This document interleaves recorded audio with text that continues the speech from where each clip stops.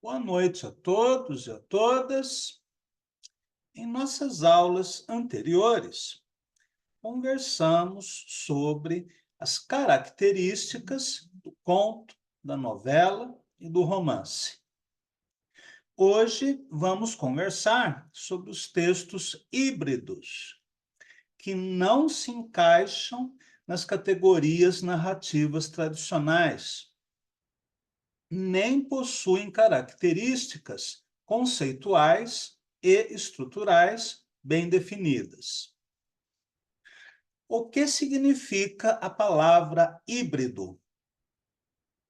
Conforme o verbete de dicionário, a palavra híbrido refere-se a um organismo formado pelo cruzamento de espécies ou gêneros diferentes, fenômeno muito observado na botânica e mesmo na zoologia. O burro, por exemplo, é o resultado do acasalamento entre um cavalo e uma jumenta. No campo da linguística, híbrido é o vocábulo formado por elementos verbais tomados de diferentes idiomas. A palavra bicicleta, por exemplo, é composta de fonemas tomados do latim, do grego e do italiano.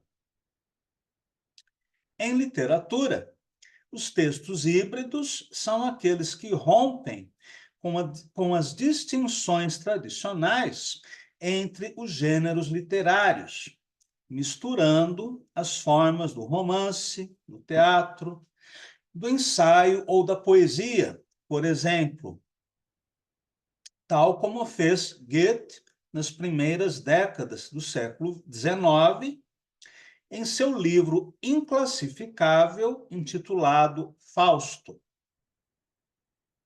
Um texto híbrido, inclusive, pode assimilar recursos não literários. O escritor paranaense Valêncio Xavier, em seu livro O Mês da Gripe, construiu uma narrativa a partir da colagem de recortes de jornais da época da gripe espanhola. E em Maciste no Inferno, combinou textos com imagens de filmes da década de 1920. Os romances de Valêncio Xavier foram reunidos neste livro, intitulado O Mês da Gripe e Outros Livros, que saiu há vários anos pela Companhia das Letras. Eu vou mostrar para vocês apenas a narrativa do Maciste no Inferno. Tem várias imagens, né? Tem textos, né, mesclados a imagens de filmes da década de 1920. Tem até um trecho de partitura.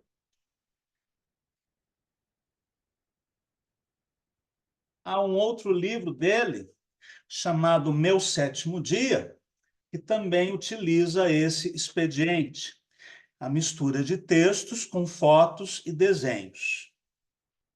Bem, retornando aqui,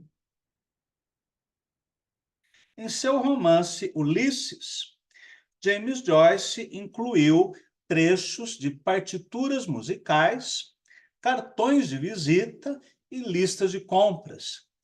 E a autora portuguesa Anna Hatterley criou um romance totalmente visual, intitulado O Escritor, composto de desenhos caligráficos. Deixa eu fazer uma correção aqui no meu texto. Pronto. O texto híbrido, portanto, vai muito além do campo específico literário, podendo incorporar qualquer tipo de código, seja verbal, visual, sonoro ou de qualquer natureza. Uma vez que o corpo textual não é exclusivamente semântico, não é possível aplicar aqui os conceitos tradicionais de tempo, espaço ou peripécia, do mesmo modo que não podemos pensar em personagens no sentido tradicional. Mesmo no campo puramente verbal, o texto híbrido não se prende sequer a um idioma. Wilson Bueno, em O Mar Paraguaio, aliás, Mar Paraguaio, não tem um artigo, criou uma língua híbrida, macarrônica, formada por fonemas ou palavras extraídas do português, do espanhol e do tupi-guarani. É evidente que as regras ortográficas e gramaticais são também flexibilizadas, conforme a intenção estética do autor. Em Galáxias, Haroldo de Campos utiliza apenas letras minúsculas, suprime a pontuação, os elementos de ligação da sintaxe, e além da mistura idiomática, forma ainda neologismos, de modo similar ao Finnegan's Wake, de James Joyce, e ao Catatal, de Paulo Leminski. Do ponto de vista dos gêneros literários, essa mescla é ainda mais acentuada. No Fausto de Goethe, temos a estrutura da peça de teatro na primeira parte, enquanto na segunda, o autor alemão misturou passagens em verso e prosa, além de manter, em algumas sessões, a forma do diálogo teatral. A verossimilhança não tem lugar neste tipo de criação, que pode incluir, de maneira inusitada, referências à história, mitologia, à literatura, à filosofia, às ciências, enfim, a qualquer tipo ou campo de conhecimento, sempre com o predomínio do elemento fantasioso e, sobretudo, da metalinguagem. No texto híbrido, o conteúdo principal de uma obra é a sua estrutura, que comunica a si mesma. Não é possível, aqui, pensar em passado, presente, futuro, realidade ou irrealidade. E a ação pode se desenvolver de maneira simultânea em vários tempos e espaços. Os personagens perdem as suas características tradicionais e podem assumir vários aspectos ou personalidades, como se fossem seres mutantes. Ou seja, não existe aqui nenhuma estabilidade. Tudo é precário, instável, sob o signo do vir a ser. Para ilustrar os conceitos que apresentamos até aqui, vamos comentar brevemente dois textos híbridos da literatura brasileira contemporânea. O Catatal, de Paulo Leminski, e Mar Paraguaio, de Wilson Bueno. A palavra catatal, segundo diz o dicionário, significa castigo, pancada, uma espada curva, o órgão sexual masculino, um indivíduo de baixa estatura, ou ainda alguma coisa volumosa, como um livro de 2.000 páginas. Já no título do livro, portanto, temos uma ambiguidade. O livro é apresentado como um romance, na verdade, como um romance-ideia, mas ele não se parece com nenhuma narrativa de ficção. não tem um enredo linear, consequência, início, meio, fim. Não há distinções de espaço e tempo, mas uma colagem de diferentes épocas e culturas, de maneira paródica, e ainda como jogos de pensamento. O livro de Leminski também não possui capítulos ou divisões internas, e sua linguagem se aproxima das construções poéticas de Lewis Carroll e James Joyce, em expressões neológicas como plantas sarcófagas, esfinges bucefálicas, óleos clitóris, espiralâmides. Estas composições, efetuadas pela montagem de elementos estranhos entre si, podem ser aproximadas também do conceito de imagem poética, formulado por Paul Reverdy, a partir da conhecida frase de Lautréamont sobre o encontro fortuito de um guarda-chuva e uma máquina de costura sobre uma mesa de dissecação.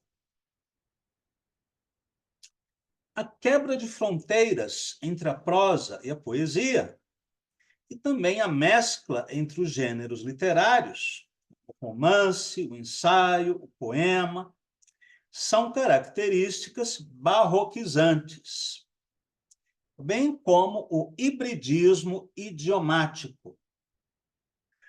A própria identidade da língua nacional é abalada pela mistura de citações em outros idiomas, como o polonês e o latim, além de neologismos criados pela junção de palavras e fonemas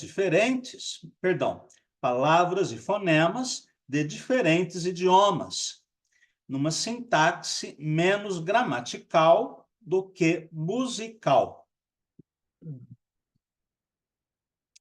O hibridismo também está presente na mistura entre o erudito e o popular, o sensual e o intelectual, o sagrado e o profano, a história, a mitologia, a ficção. A ideia de realidade não é abolida, mas recriada. O livro não retrata um conceito do que seja a realidade, mas cria a sua própria realidade na construção verbal. O Catatal é o relato de uma viagem imaginária do filósofo francês René Descartes ao Brasil, como membro da comitiva do conde Maurício de Nassau. A ideia do enredo surgiu por acaso, durante uma aula de história que Leminski ministrava num cursinho sobre as invasões holandesas no Brasil. No meio da aula, Leminski tem um insight e pensa: o que aconteceria se Descartes viesse ao Brasil? Bem, agora vou ler alguns trechos de um pequeno ensaio que escrevi sobre o livro de Leminski. Este ensaio foi publicado no livro A Linha que Nunca Termina, uma coletânea de textos sobre Leminski, organizada pelo André Dick e pelo Fabiano Calisto. Bem, então vou citar a mim mesmo. Abre aspas. A grande ironia do livro, talvez sua pedra de toque, seja o encontro da lógica europeia, simbolizada por Descartes, com a exuberância primitiva de uma terra distante, esse labirinto de enganos deleitáveis, onde impera uma outra forma de pensamento, atávica, corpórea, centrada talvez no olhar. Eu vou abrir aspas dentro das aspas para citar um trecho do Catatal. Aturdido com a beleza da terra bárbara. Perdão, aqui ainda é o meu artigo.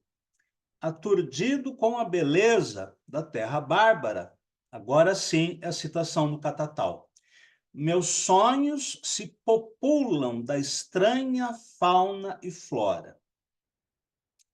E motivado ainda pelo consumo de ervas narcóticas em seu cachimbo, o filósofo, bêbado de imagens, vai despindo o rigor dos silogismos e elaborando uma outra racionalidade, onde, abre aspas, pensamento é espelho, fecha aspas, uma frase do Catatal. Nova citação do Catatal. Renatus Cartésios, com sua luneta, contempla o contemplável, mas as imagens captadas em suas lentes são bizarras associações entre real e irreal, sentido e sonhado, palpável e imaginário, indicando uma fusão entre o subjetivo, o olhar do observador, e o objetivo, o objeto observado. Perdão, essas frases são do meu texto. Eu fiz a preparação de aula e acabei misturando alhos com bugalhos, mas é citação no meu artigo. O movimento para dentro e o movimento para fora, numa excentricidade focal. O resultado desse enquadramento de miragens é um discurso tecido em sequências de plástica desordem, que inserem na página estranhas composições de animais anormais, plantas que comem carne, uma jiboia que é só borboletas, e outros quadros da terra brasilis, borrados ou deformados à maneira cubista, mas de um cubismo antropofágico, que transfigura os contornos e o sentido das coisas, convertidas em realidades verbais. A pupila alucinada do personagem, que rege o ritmo da narrativa, opera recortes súbitos, colagens de figuras fragmentárias, ecos e espelhismos de um mundo recriado no romance impossível. Há toda uma floresta de citações e provérbios populares, de signos ocultos em signos, como camadas geológicas de leitura, que exigiriam o esforço de um exegeta com o fôlego e a tenacidade de um Indiana Jones. Eu falei em provérbios populares, né? O Leminski colecionava provérbios populares. E muitas frases do Catatal são ou citações desses provérbios, ou ainda a modificação criativa desses provérbios. Esse tipo de recurso não é exclusivo do Catatal. O Mia Couto também utilizou em um de seus livros. Eu utilizei, né, no meu romance Mojubá. O Abreu Pache trabalha muito, né, com provérbios e alguns outros autores. Bem, vamos agora ler o Catatal, alguns trechos do Catatal.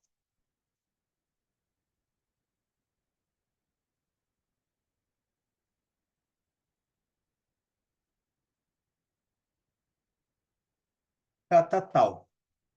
Ergo sum, aliás, ego sum, Renatus Cartésios. Cá perdido, aqui presente, nesse labirinto de enganos deleitáveis. Vejo o mar, vejo a baía e vejo as naus. Vejo mais, já lá vão anos, 3, me destaquei da Europa e a gente se viu lá morituro.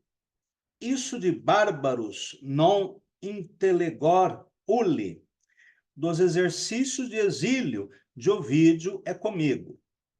Do Parque do Príncipe, a lentes de leitura. Contemplo a considerar o cais, o mar, as nuvens, os enigmas e os prodígios de Brasília. Claro que na época de Descartes, Brasília não existia. Mas como nós já falamos, no texto híbrido, há uma mistura de tudo com tudo. Logo, tudo é possível. Desde verdes anos, via de regra, medito horizontal manhã, cedo, só vindo à luz, já sol, meio-dia. Estar, mistério de deuses, na qual circunstância, presença no estoque dessa deusa Vrisburg, Gaza de mapas, taba rasa de humores, horto e zoo, oca de feras e casa de flores. Plantas sarcófagas e carnívoras atrapalham-se um lugar ao sol e um tempo na sombra. Chacoalham, cintila a água, gota a gota. Efêmeros chocam enxames. Cocos fecham-se em copas. Mamas ampliam, mamões. O vapor umedece o bolor, abafa o mofo, asfixia e fermenta, fragmentos e fragrâncias. Cheiro um palmo à frente do nariz, mim, imenso e imerso, bom. Bestas, feras, entre flores, festas, circulam em jaula tripla, as piores, dupla as maiores em gaiolas, as menores à aventura, as melhores. Animais anormais engendra o equinócio, desleixo no eixo da terra, desvio das linhas de fato.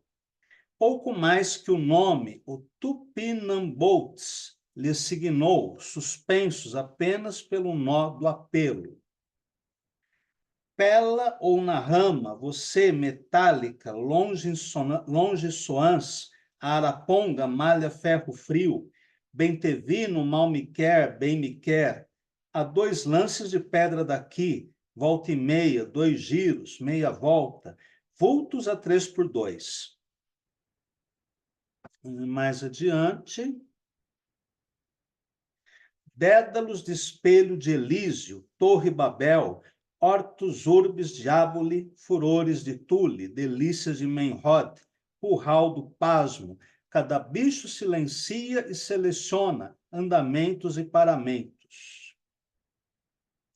Vou ler apenas até aqui.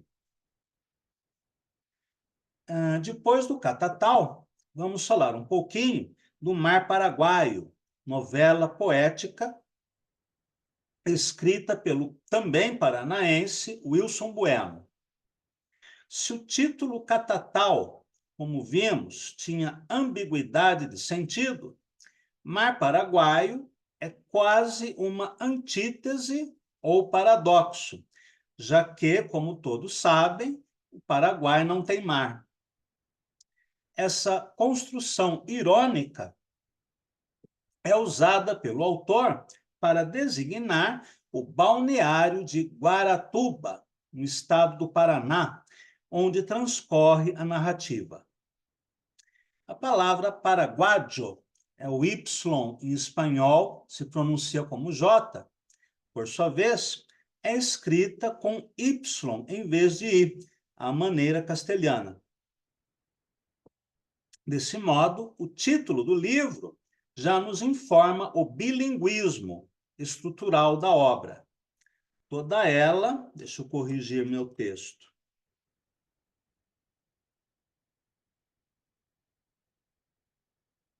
Toda ela escrita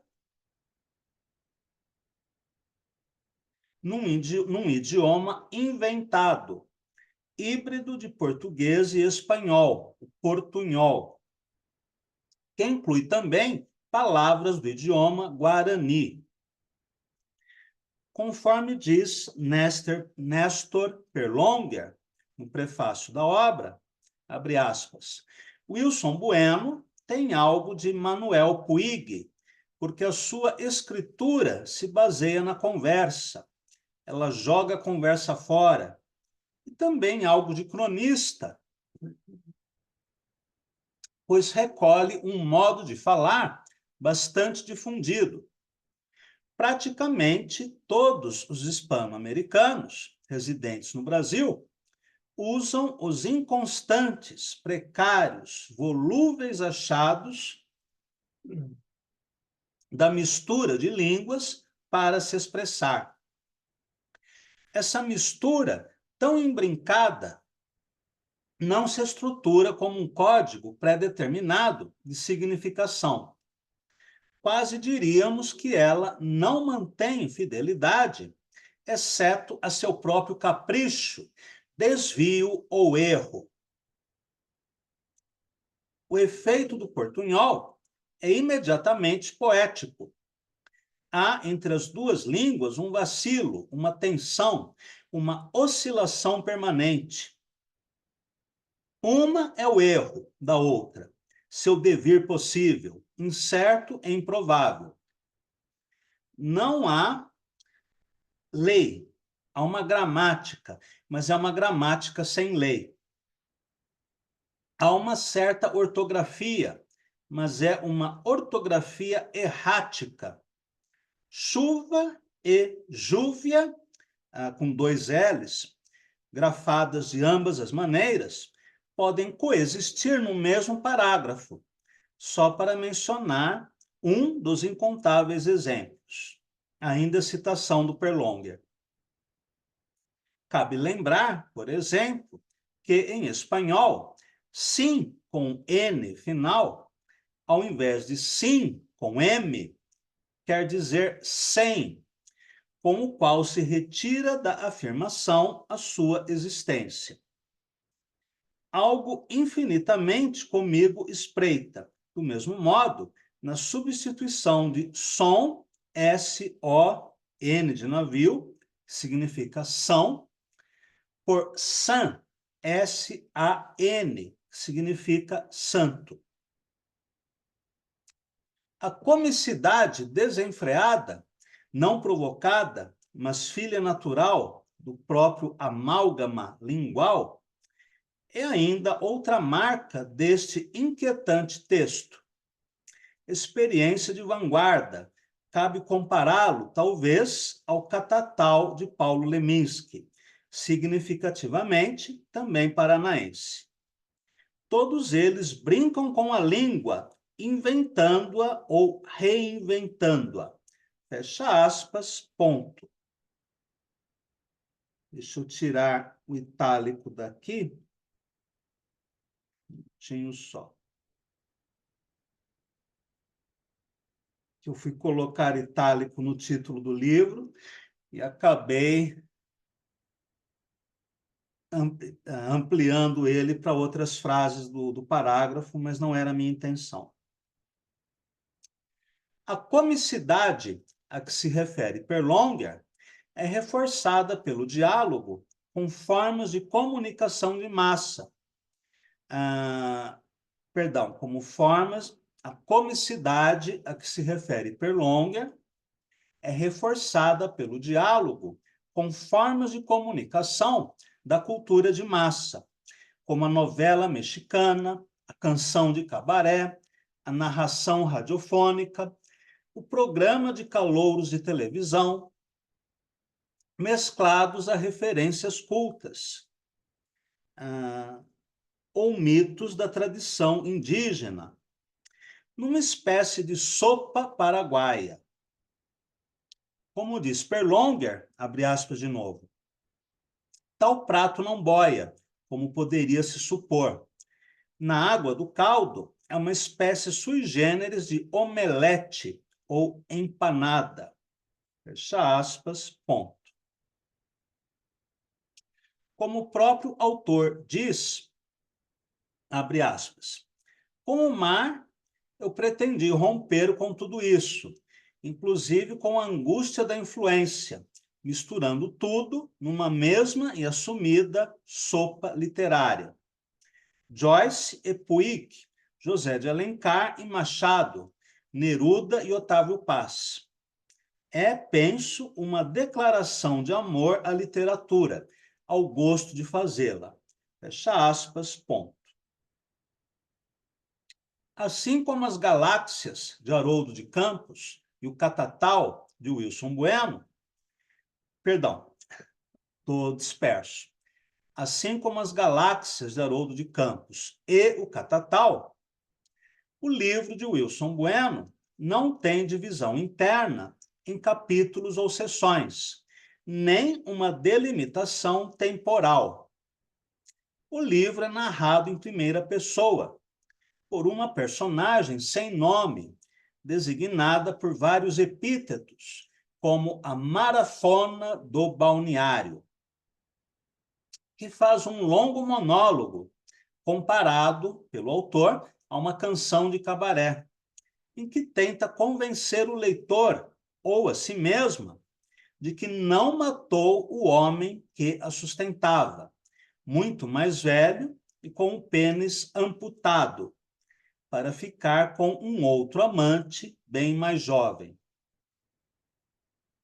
Sobre este velho, diz a personagem: Al viejo solo lo interessa que la noche sea borracha para casar-me, para sacar-me a mim, después em la cama, com su finitud llena de tremores e o sexo de total impossibilidade. El deseo en él, contudo, segue existindo como uma pierna amputada que prosseguisse coçando. A narradora se descreve como uma vidente. Prosigo el arte de la sortista, mi suerte adivinhadora de la esfera, bólide e cristal. É uma mulher de meia idade que assiste novelas de Sônia Braga, ouve boleros e guarânias e se questiona sobre a existência de Deus, do diabo e do inferno, à maneira de Guimarães Rosa, no Grande Sertão Veredas, aliás, um outro livro híbrido. A questão metafísica, misturada ao erotismo e ao kit da cultura de massa, é um dos elementos centrais do barroquismo de Wilson Bueno, assim como a quebra de hierarquias entre idiomas e culturas, entre o alto repertório e o baixo repertório, e ainda a ruptura das fronteiras entre a prosa e a poesia, e entre os gêneros literários, tal como nas Galáxias de Haroldo de Campos e no Catatal de Paulo Leminski. Vamos ler, então, um trecho do Mar Paraguayo.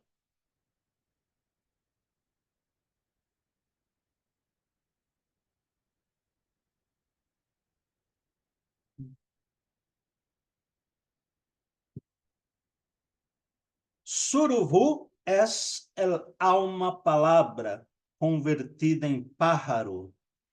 Estos vuelos, mis cardinales, lo pío en agua del surubú en soledad, puesto que aprisionado en lo duro ser de un ente grafado vivo en la ayuvú, dulce dolores martirizadas por la garganta trêmula de los demasiado humanos.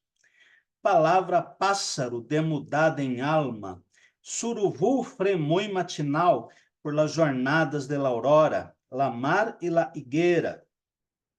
Suruvu es mucho do que digo e pouco mais do que me dicen.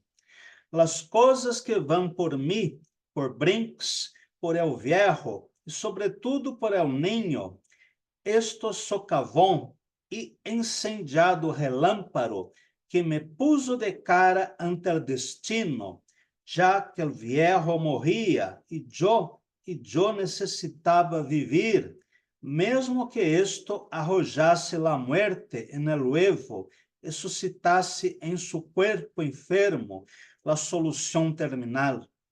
Se isto é verdade, secretamente concluo que o viejo matou-se em mim e rogo, no fue yo que lo maté a él, al viejo. Cerrada la compra de panes, pañuelos, gases e injeções que me tomam ebaforidos instantes em la botica, uno que outro entardecer acá me siento en este sofá de algodão a la ventana, e ao sentar-me é quase como se toda me desabasse desmoronada. Unos retertores em la entranha, el sol crepúsculo entreciendo-se de úmidos cambiantes, espacios de onde já pueden moverse las ocupaciones cerimoniales de la luz y de la luna, por entre la copa de los sombreros ou entre los duros vacíos de la higuera que devastam de sombra e suspeição ao entardecer del balneário. Higuera, copas, sombreros, la fala ancestral de padres e abuelos que se van de infinito a la memória, se entretienen todo, habla e tricô. Estas vozes guaranis solo enternecem, se todavia tecem. Nhandu, não há melhor tela de que la telaraña de las urdidas hojas de pleno acordo. Nhandu, de acordo e de entremeio por los arabescos, que, sinfonia, se entrelaza radrez de verde e ave e canto, en el andamento feliz de uma libertad, Nhanduti, Nhandurenimbó.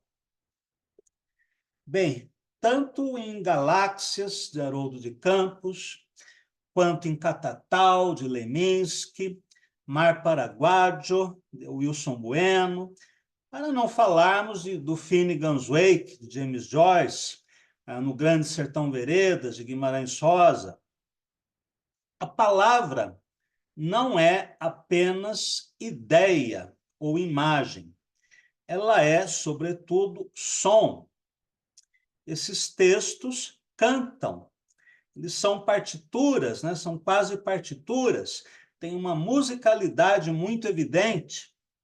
E essa musicalidade estranha é reforçada pelo uso de palavras estrangeiras, de neologismos, de arcaísmos, de toda sorte de construções verbais, que, ao mesmo tempo, causam estranheza e determinadas sensações, né, experiências sensoriais desejadas por esses autores. Muito bem, e assim terminamos a nossa conversa sobre textos híbridos. Lembrando que a palavra texto não significa necessariamente construção verbal. Max Bense, por exemplo, falava em textos visuais, que é uma expressão que nós podemos usar, por exemplo, para nos referirmos à poesia visual. E temos ainda textos sonoros, por exemplo, os registros das cantigas, né, de povos africanos ou indígenas. E a palavra texto sozinha, tal como era entendido por Max Bense, pode indicar um tipo de construção verbal que mescla a prosa e a poesia. Ou seja, o texto, na concepção de Max Bense, já é algo híbrido. Muito bem. Ficamos por aqui hoje e na próxima semana voltaremos às oficinas e mais para frente teremos mais algumas aulas teóricas. Agradeço a todos e a todas e até o nosso próximo encontro. Tchau, mestre.